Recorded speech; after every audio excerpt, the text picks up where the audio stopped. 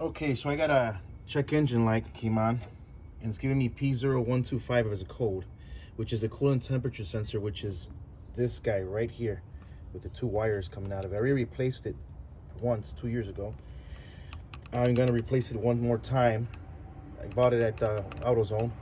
Gonna replace it.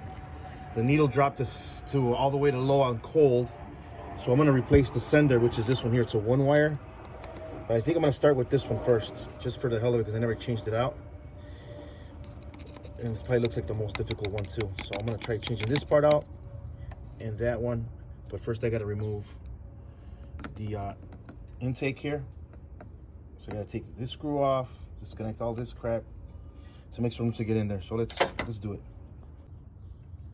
All right, so they're replaced. That one there's the coolant temperature sensor.